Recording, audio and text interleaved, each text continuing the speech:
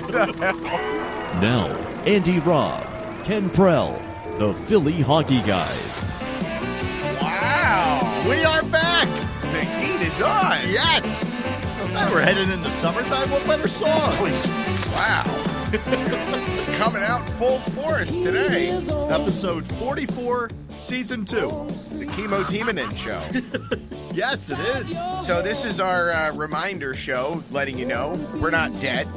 We're here.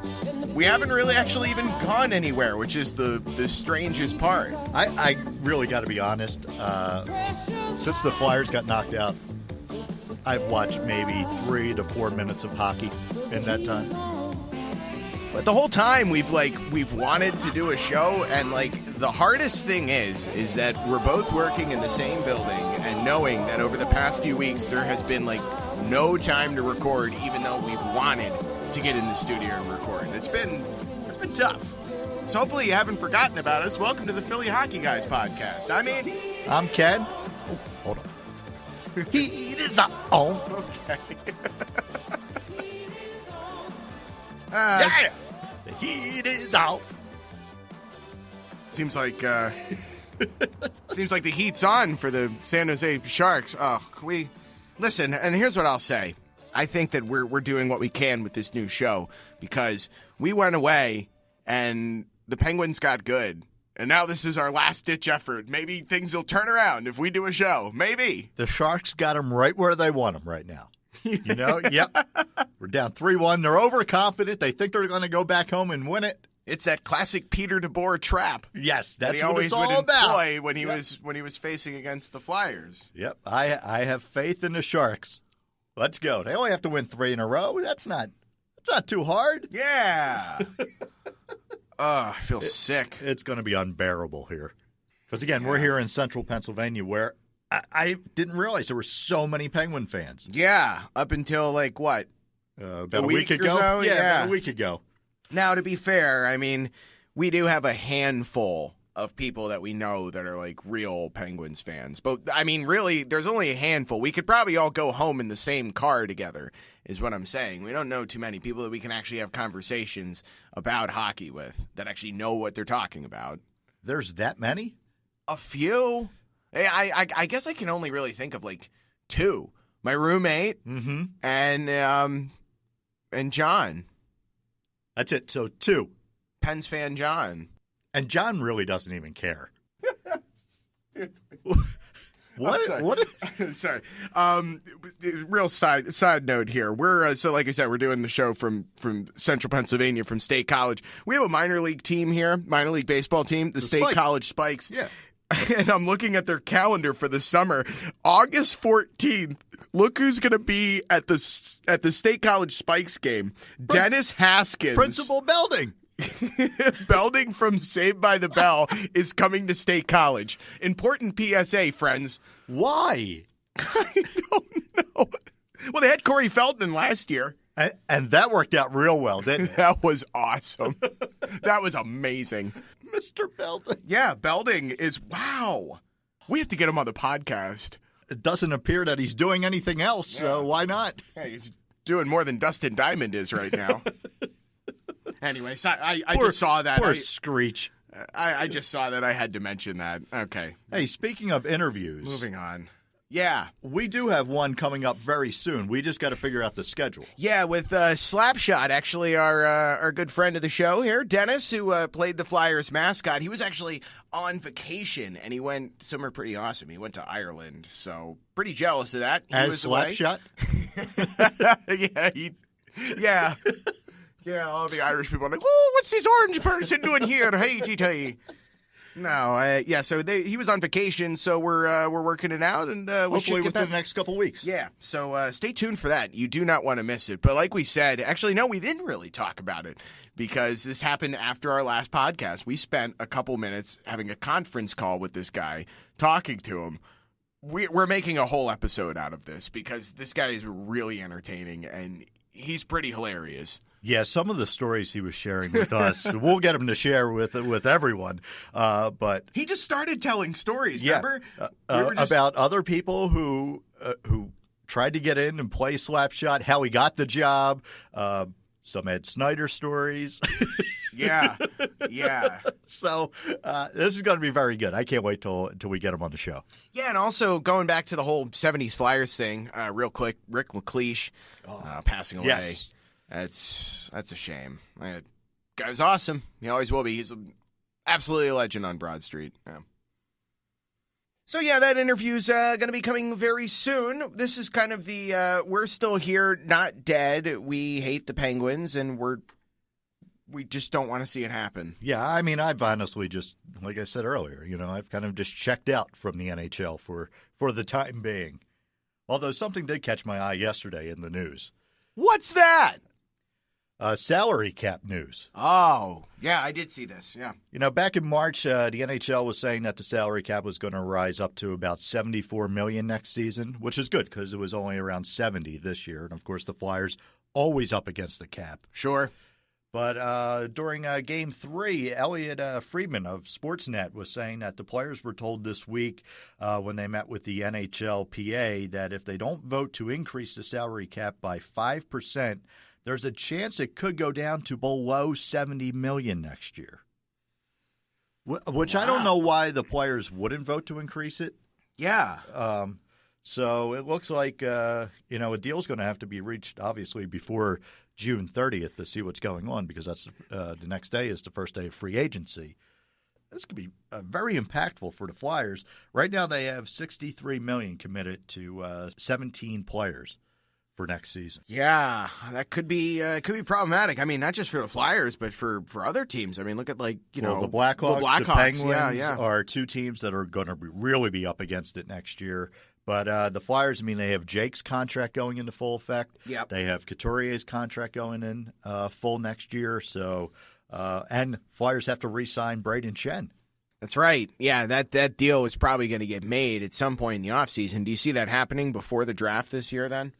That's a good question. Now he's a restricted free agent, so the Flyers could match any deal that comes in right. or get a bunch of draft picks back next year if somebody does go out and signs them. So Flyers are in a good position right there, so I don't know if they necessarily have to get a deal done before the draft. So, yeah, it's not really great news. Hextall was going to have his work cut out for him this summer anyway, but if the salary cap is around $70 million or possibly even a little bit below that, it's going to be very tough. Yeah, going to have to be working those phones quite a bit. But he's pulled off a lot of stuff.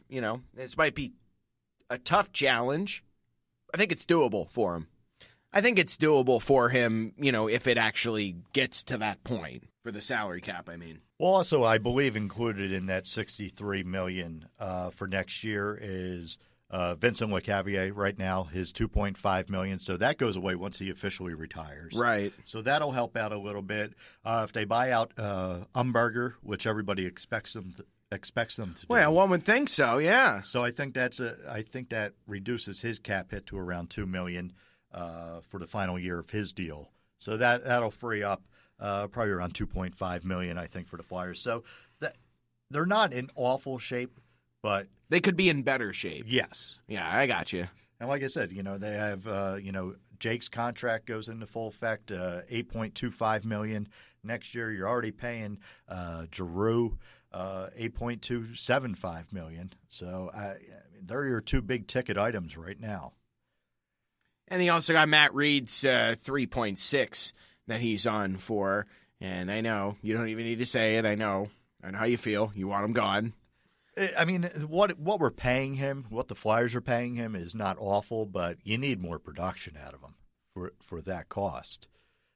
Basically, what you're getting right now is not worth $3.6 million a year. No, he's a fourth line guy at this point, and he's not because that fourth line is pretty good. So he's not in that line. Yeah. You know what I mean? But other interesting things that Hextall could possibly do: move one of the goalies, maybe Mason. Mason's making $4.1 next year. Could see that happening if they have faith in Neuwirth. Both are in the final years of their contracts, so both could be very attractive to other teams. Yeah, and that's just like what we said on previous podcasts. Don't forget, follow it, Philly Hockey Guys, subscribe on iTunes and SoundCloud and all that stuff. It's like we got a good thing going for us. There's a nice goaltending combination here in Philadelphia. I'm not in a rush to move that out the door. But, if the right thing comes around, yes, you would put it under consideration. But as of right now, still at this current point in time, I'm in no rush to break up any of that. Well, I know after the playoffs, everybody was ready to get rid of Mason. He does carry the higher contract, obviously. But over the past 3 seasons, only Carey Price has a better 5-on-5 save percentage than Mason. So all the Mason haters out there, and I know there's a lot of them, remember that. Oh, that felt good. Oh, yeah, that was good to hear. That felt good. Yes. We want to do one more? One more. Yeah. Nice. Okay, just because. Real disappointed. Oh. And we can't forget about, You know, I missed good. the soundboard. Yeah, that felt good. Wow. So, yeah, I mean, that just furthers one of the arguments we made a while ago. Like, there's a lot of, like, unbased Mason hatred, and, like, that's one of them. So, I mean, like I said, I'll repeat what I just said. Not in a rush to get any of those two out the door, but if an attractive offer comes along, Hextall at least is going to listen to it. We all know that. Yeah, and I got to see if Neuwirth can do it back-to-back seasons. Right. I mean, he was great last year, a .924 save percentage, which was fantastic, best of his career. But can he duplicate that next year? Yeah, I don't want to take anything away from the guy, but yeah, at the same time, it's a good point to make. And will those numbers continue? That's a huge question. I feel obviously more positive about it. I think it will. But that's always a question that needs to be asked. Do you think? And that's what I'll say too. At the same time, like if Neuwirth didn't have like the hottest value, it is right now. Probably you could probably tack the best price tag on him. Yeah, but I would rather keep him as your backup because you're only paying him $1.6 million. So, exactly. Yeah, he's more valuable there than I think whatever he could bring back in assets. But don't we still have Ray Emery? Is he still? I don't even know. I'm not sure. He's just walking around the Wells Fargo Center. I don't know what he's doing. All right, question for you. Mark Streit. Is there any value to him to any other team out there? You're paying him $5.25 million next year. Final year of his deal. Is he attractive to anybody out there? Is that a piece Hextall can move? Yeah, there's somebody for everybody. I mean, you can give him less minutes, make him a third pairing guy, or I just worry about him taking a spot away from Provorov, Sanheim, Morin. I know Hextall's not going to bring all 3 guys up. Provorov's got to be almost a guarantee, a lock to make this team. CHL Defenseman of the Year. Wow. He was a plus 64. Yeah, I know. It's like I had to look that up in 3 different sources because I didn't believe it the first 2 times I looked at it. Yeah. But 73 points on the season and 62 games played. Wow. That is just way impressive. And Sanheim's no slouch either. 52 games played. He was a plus 15 with 68 points.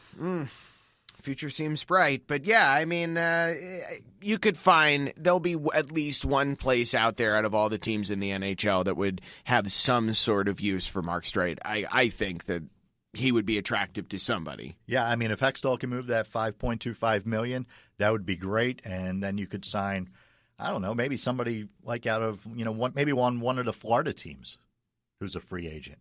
Yeah, you could. Maybe some guy who's coming off an injury and, somebody who could really look nice in the orange and black. Maybe out of that Tampa Bay organization. You're talking about Stamkos. Yes, Stamkos would be very nice. Stamkos would be nice, but I don't think we're going to get that Stamkos money. Well, if you get rid of Streit and you get rid of Matt Reed and Umberger, there you go. Stamkos. You're just like that. You're completely committed to that, aren't you? Well, I mean, have you looked at the free agent possibilities this summer? And we're going to have some details about those coming up on a later show. This is just a kind of We're Not Dead show. But, yeah, I mean, kind of. Does anybody jump out at you? Not much that really inspires me. So if you're going to go out and spend money, why not go out and spend money on the best player available? We did that a few years ago with Vincent LeCavalier. No. But I'm just no. It was completely different. Vinny was on the down end, and that was a Holmgren. No. I know. What I'm saying is, the point I'm trying to make is, we went out and we got the best free agent forward that was available at that time, and we paid whatever he wanted. We paid a king's ransom for it. I don't want that to happen again. That's all I'm saying. I'm not comparing Stamkos and LeCavalier. Stamkos right now is a better player than LeCavalier was a couple years ago. A lot younger. Look, the Flyers need to add somebody who can score. Yeah, but who it's going to be or what that's going to be is still Stamkos. There's so many Stamkos. There are so many questions that Stamkos. Okay, all right. And maybe you only have to sign him for a year or two. You just throw a whole bunch of money at him right now because you don't know how healthy he is. Yeah, but do you think he wants to uproot himself for a 1-year, 2-year deal? I don't know. Do you think there's a podcast this good down in Tampa Bay? Why wouldn't he want to come up to Philadelphia just to listen to us? I mean, that's got to be a selling point that Hextall throws out there, right? He could. Yeah. Yeah, no, I don't think so. We'll give you $8 million a year plus unlimited listens to the Philly Hockey Guys. Whatever you want to. Wow. Right? I think that's got to sweeten the deal. Sure. What is this, role reversal? How come you're the goofy one now all of a sudden? You're losing it. Yeah. I think there's some toxic fumes in this studio. There very well could be. That's probably just the smell of bandwagon Yinzer arrogance that's floating in the air. Yep. You can taste it. It's like somebody just ate a big sandwich from Permanis and just cut one and just left the room, crop dusted the whole thing. It's like too much coleslaw and French fries. Here's another rumor that I saw. Oh, boy. Here we go. What? Jake and Reed for Ovechkin. And I just saw that on my paper here that I wrote down. So let's get that rumor going.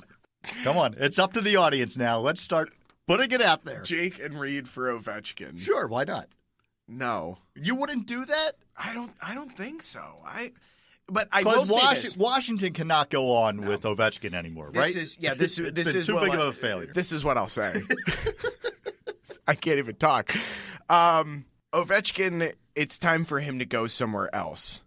I don't know where, but all I'm saying is yes, Washington has had 12 years to give this dude what he needs, and they haven't. They've fallen short. They'll always fall short. And I'll tell you this much. That Washington Capitals-Penguins series was the one time out of ever I actually wanted to believe in that team and actually had hope, and look where it got you. Yep, they let us down. So you know what? I think he deserves to play somewhere else. He needs to play for a true contender.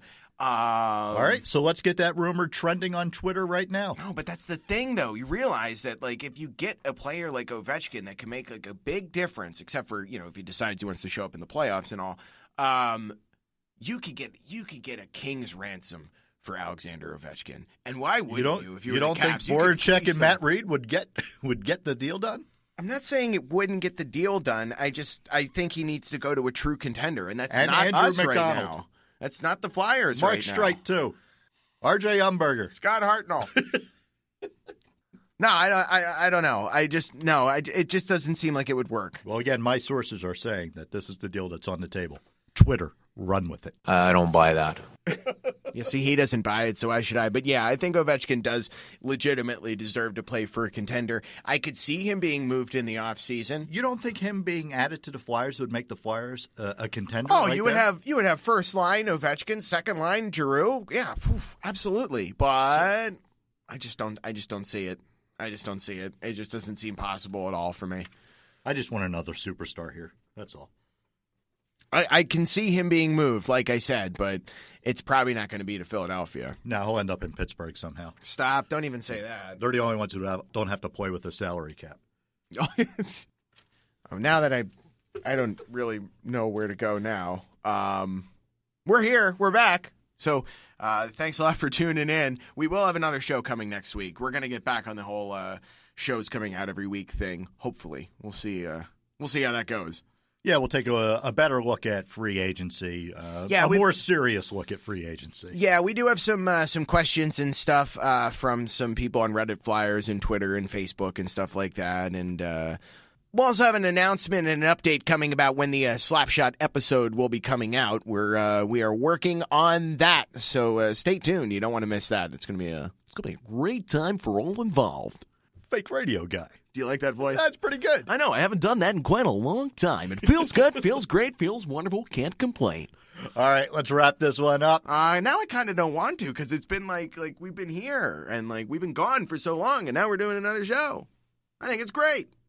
I think it's fantastic. You suck! I hate it! That's going to be my reaction on tomorrow night when the Penguins win the cup again. Feel sick. Have faith. Yeah, I know. I have a feeling maybe this show will turn it around. So let's do a special segment where we'll talk to the San Jose Sharks right now. Sharks, hang on. Come here. Listen up. All right.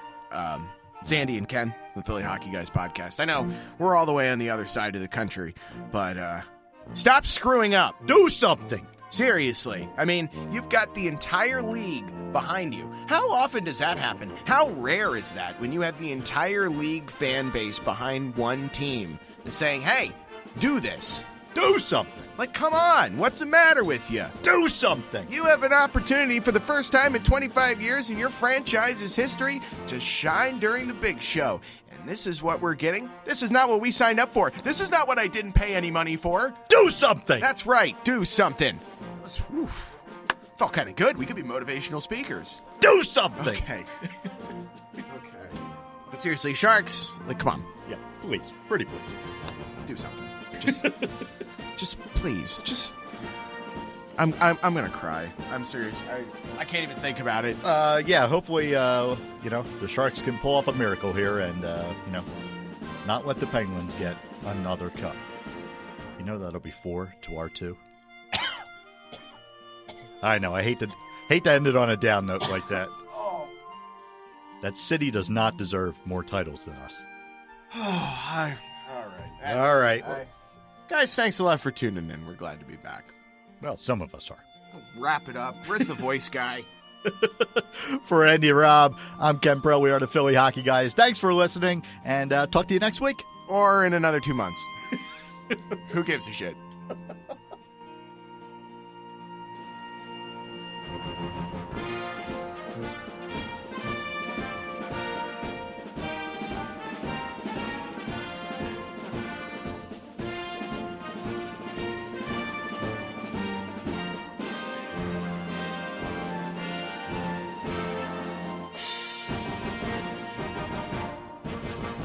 Real disappointed.